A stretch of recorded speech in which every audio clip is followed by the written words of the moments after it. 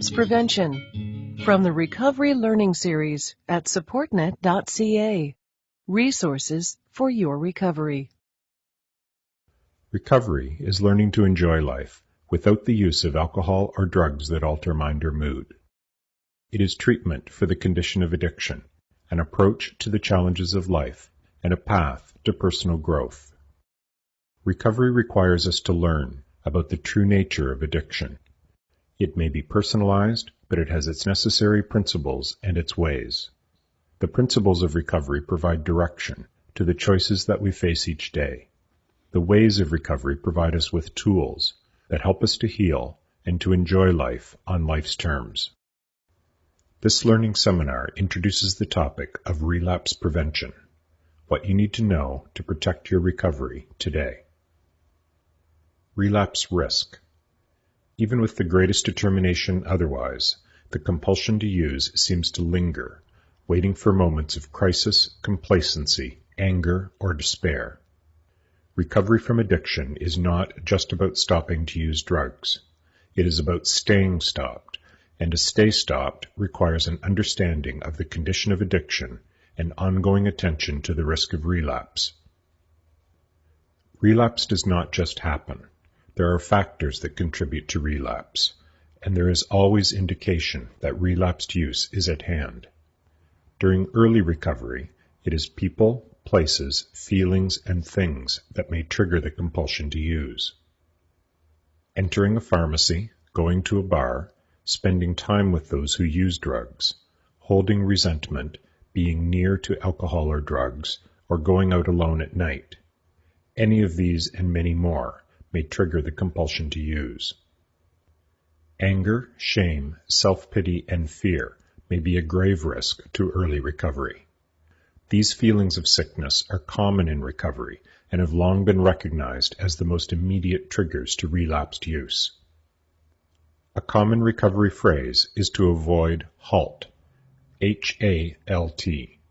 Don't let yourself get too hungry, angry, lonely, or tired. Feeling unwell in these ways is always a risk to recovery. The symptoms of post-acute withdrawal will frustrate our day, particularly during times of conflict, commotion, or stress. Urges to use may occur in response to feelings of nervousness or confusion. There are countless potential triggers to the relapsed use of alcohol or drugs, but most of us have one or two situations or people most dangerous to our recovery. A difficult boss, a friend who continues to use, trying to please others, caretaking, or the trauma of a destructive relationship. Family disagreements will also stir the most intense of feeling within us. Each of us in recovery has one particular situation, person, or habit most likely to stir the feelings that place us at risk of relapse. Relapse prevention. A traditional saying is that relapse is a natural, but not a necessary part of recovery from addiction. The key is learning to protect yourself and to recognize the early indications of potential relapse. Relapse prevention is about creating a buffer between ourselves and the relapsed use of alcohol or drugs.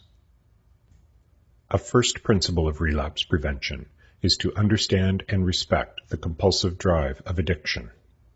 People, places, feelings, and things may trigger a compulsion to use. Strict boundaries are necessary to avoid these triggers. Relapse prevention may mean to discard certain phone numbers, to avoid risky people, to change where you spend time, and to rid your household of all drugs and apparatus. If you know that you cannot face a certain person or situation without relapse, it is necessary to avoid these until you have grown stronger in your recovery. If you must deal with such a person or situation, do not do so alone, but in the company of a recovery support. A second principle of relapse prevention is again to avoid HALT. Don't let yourself get too hungry, angry, lonely, or tired. These feelings will trigger urges to use, they worsen the symptoms of post-acute withdrawal, and wear away at our determination for recovery. Recovery encourages balance in lifestyle and our connection with others in recovery. A third principle of relapse prevention is to identify your greatest personal risk. It may be a feeling such as anger, fear, guilt, or self-pity. It may be that you allow your ego to take over your recovery, or tell yourself that you've got it beat. Your greatest risk may be that person most likely to stir intense feelings within yourself, a parent, spouse, or difficult boss at work. Make specific plans about how to respond to those times when you face your greatest risk to relapse. Walk away from any conflict. Ask for help from your recovery supports. Harsh decisions may sometimes be necessary for early recovery to take hold. And finally, a fourth principle of relapse prevention is to practice the principles and ways of recovery in your everyday life. The principles of recovery help us to make choices less likely to result in further conflict, crisis, or stress. The healing ways of recovery provide us with tools to deal with life on life's terms. Ask for help in the morning. Give thanks at night. Do what you need to do in between. Connect with others in recovery and support each other in your efforts to avoid relapse. Learn how to care for, calm, and express yourself. Apply the strategies of anger and stress management. Include strategies for relapse prevention within your personal program of recovery. Write your program down and follow it each day. An early indication of potential relapse may be a relaxation of your usual recovery routine. Learn to deal with everyday issues as they arise. Talk with others, journal write, learn to express and to let go of feelings before they build to higher levels of tension. Say the Serenity Prayer often. Repeat positive affirmations. Recall the phrases of recovery. Attend to recovery support meetings. Connect with others in recovery. Take moments in your day to pause, to question, and to reflect on the thoughts you hold in your mind. Remember that urges to use do not last for long. Remember, this too shall pass. Have a plan to distract yourself. Substitute another behavior. Jog, eat, have a shower, or go for a swim. Buy yourself time. Go for a walk in a safe area. Talk with another person in recovery. Let them know that you are having urges. This is a traditional way to diffuse the power of urges to use. Don't test yourself. This is always a losing game. If you test yourself and use, then you have lost. If you test yourself and do not use, you will test yourself further. Testing your resilience in recovery is like playing a video game. You will always lose in the end. In summary, recovery from addiction is not just about stopping to use drugs.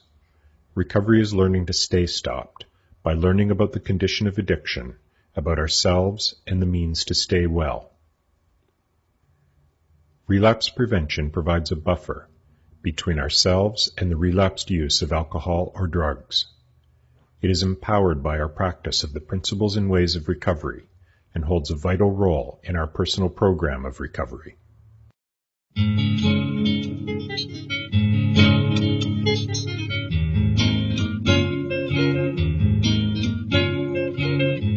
You have now reached the end of Relapse Prevention. Look for this and other learning series topics at www.SupportNet.ca. Resources for your recovery.